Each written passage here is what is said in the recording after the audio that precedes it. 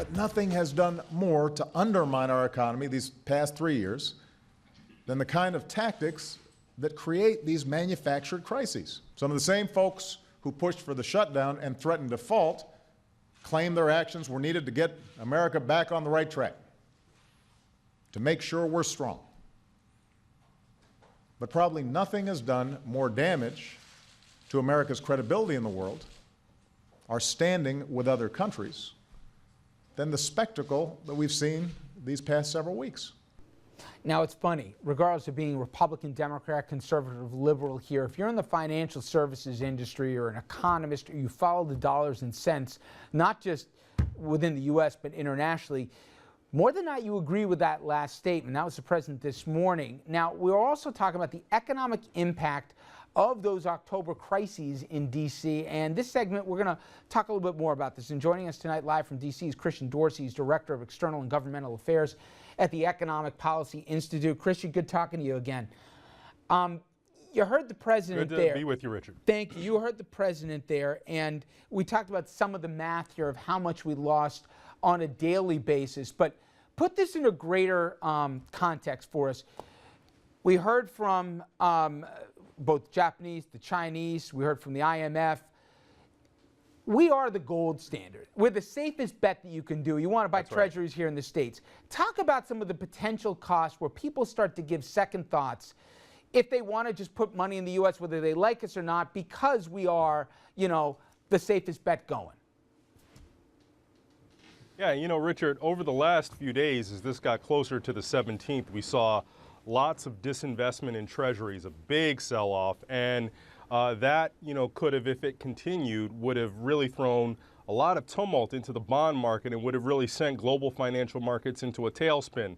Now that the deal has been reached, people have settled down, everything is okay, but the more you continue to do this, the more panicky people are going to get, and the more you're going to see these kinds of, very sharp responses coming earlier and earlier. And Richard, the thing that I'm most concerned about is at some point people are just going to get really resentful of the fact that the United States has the arrogance to play these games which really leave everybody economically vulnerable, and people are going to make irrational decisions to not invest in the United States and look for sources elsewhere, even if it doesn't make the most sense for them, just simply because they're tired of being jerked around like this. Now, I don't want to oversimplify it, but Christian, I would assume if somebody, let's say the Chinese with the yuan, wanted to try and become at least an alternative for the U.S. where people could put money in, and I know it takes a while, but it's not inconceivable, right? I mean, at a certain point, somebody might say there is an alternative. It's certainly not inconceivable. That's right. And you know, many people have long looked for an alternative and have identified the Chinese and, as a potential avenue, and they're not close to being there yet. This is not something that could happen on the immediate horizon. But what has long held the global system at sort of stability levels was that people were not only, felt that the dollar was safe and United States treasuries were safe, we were also happy generally with the United States stewardship of global financial markets. People are no longer happy with our stewardship. They think that we've become too arrogant. They think that we allow political games to actually disrupt the global economy. We don't really think about that. That's going to cause people to aggressively seek alternatives, and that's certainly not in the United States' best interest. Last thing for me, Christian, it was interesting. Depending on who you talked to and where you had the conversation, some said, the government shutdown didn't really change my life. But to the 800,000 people or whatever who drew a paycheck, they begged to differ. And also some people who were touched by the ancillary services. We're starting to get some math here, whether it was $300 million a day. Some people put it much higher than that. Can you just you did such a great job last week explaining what would happen if we went over the debt limit deadline, but can you talk about some of the costs, both tangible and then also ancillary of that shutdown, what we've seen here for the last few days and even weeks here in the U.S.? Absolutely, Richard. I mean, in terms of tangible direct costs that you could really wrap your head around, all told, it's about $24 billion. That's an analysis that I've seen that I tend to agree with when looking at the methodology. So about $24 billion sucked out of the economy unnecessarily. Now, we've got a big economy, but $24 billion with a B is still a lot of money. But then, Richard, those ancillary issues are not so ancillary to the people who had to deal with them. There are a large number of federal workers who, contrary to popular opinion, they're not making lots of money. Federal government employees on average are making somewhere around $50,000 per year. So going without a paycheck for 3 weeks caused people to lose their homes, to have to move in with family members, to have to borrow, to have to go on public assistance. These are sorts of things that are self-inflicted, didn't need to happen. And if you look at the deal that was struck, that deal could have been struck months ago. So all of this pain was not only self-inflicted, but it ultimately proved to be completely unnecessary. And for a country to purport to be the world leader, not just in democracy, but also in economic matters, for a country like ours to do that to itself leads others to believe that we really do not have our act together. Christian Dorsey, as always, good stuff here. Thank you so much. And I want to bring in now our panel, and we, as we like to say, going for quality over quantity tonight. We've got Bill O'Reilly, the good one, Republican consultant, Executive Vice President, NLO Strategies, and he's working this season for, among others, incumbent Rob Astorino in Westchester. He's also a columnist at Newsday, and Andrew Whitman, who needs no introduction. I have no titles either. Yes, yes. And by the way, Bill, I know you can rest easy. Panda Cam back up and It's running. back. I was up there all night. There you go. Let's do the math. We'll do the politics throughout. We're going to be joined by a representative from the RNC in a little bit, as well as the real civil war within the party right now. But your takeaway from what really went on the last 2 weeks, because really just the idea of government on a broader level took such a hit here, I think. I think it did. I mean, my takeaway is that I can't believe this was the plan. I mean, I just can't believe. I can't believe this was the plan. The Republicans gained absolutely nothing from this, and I agree with the Politico reporter that Ted Cruz did gain some stature within the Tea Party side of the Republican Party, and he's safe. He's safe in Texas. He's going to be safe where he is. But I can't believe that this was the plan. Nothing came out of it. Only pain came out of it. At the same time, I feel, there was there's that great story about Richard Nixon having a couple of cocktails and going out to the Washington Mall during the Vietnam War, and he sat with the hippies at the Lincoln Memorial, and one of them turned to him and they were asking him, you got to stop the war. And one of them looked at him and said, my God, you can't, can you? And that's the feeling that I get as a Republican on the debt side. Yeah. My God, there's nothing you can do to stop this. And I think the Tea Party has a very, very good point. I think they have passion. I think they have a good argument. I think they're terrible tactically. I don't think they're politically sophisticated.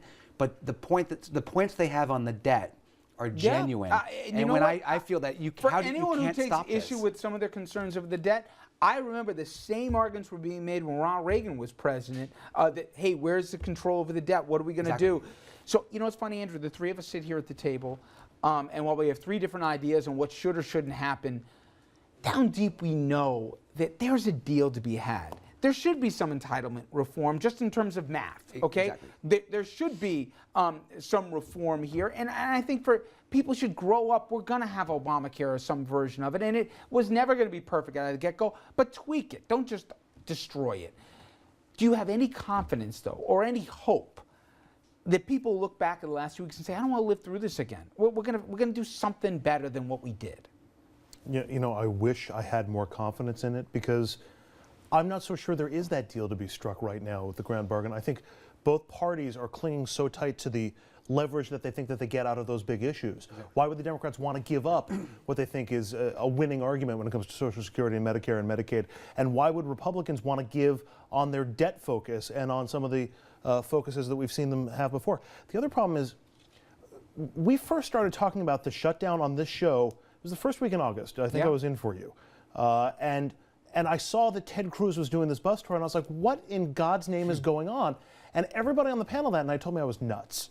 And so we've had this for 2.5 months at a cost of $24 billion, when everybody keeps talking about jobs and the economy being the #1 issue. It's the #1 issue, and we're burning money. I mean, what gives anybody any confidence we're not going to go through this again? One question I have about that was, didn't we save anything? I mean, we were shut for 16 days, at least 80% of it. Like, didn't we save any money? No, $3 trillion and we a year. lost even on what we saved. That was the point. To me, it was just, it's like that couple.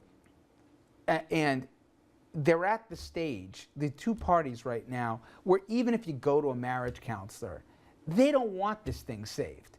Somehow they got to get to the point where they'll listen to a third party. Now they're going to have this budget commission, and guys always make fun of me because I'm always more optimistic. I'm always proven wrong on this, right? But you would hope if they have adults at the table and not the partisan hacks who are trying to score points, but really people will sit down and say, okay, wait a minute.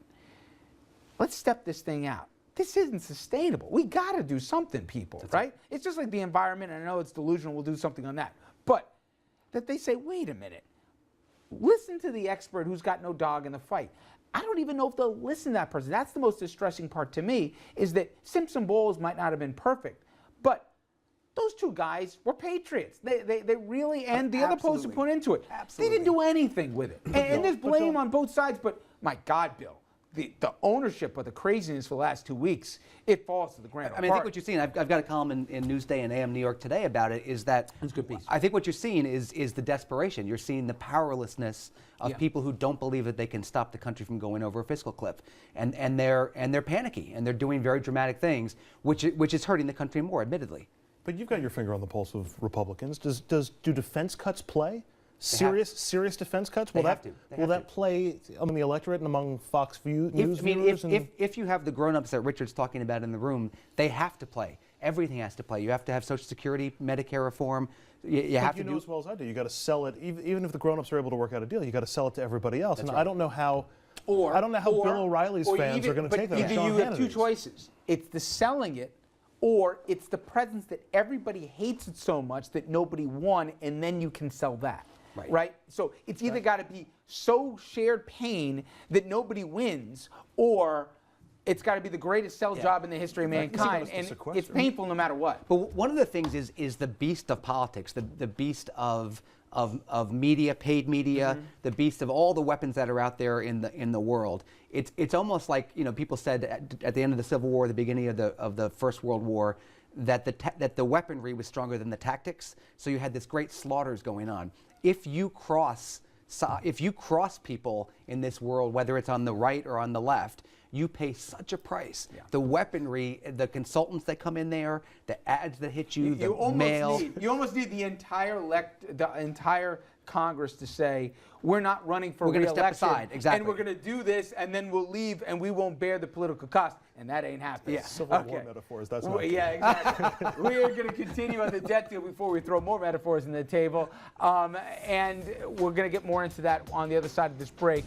Please, we're going to get your opinion on this stuff as well. If you haven't joined us, go online and do this. And we're going to be hearing from the Republican National Committee about what went wrong here, and will anything be different in the next couple months. Stay with us. We'll be right back.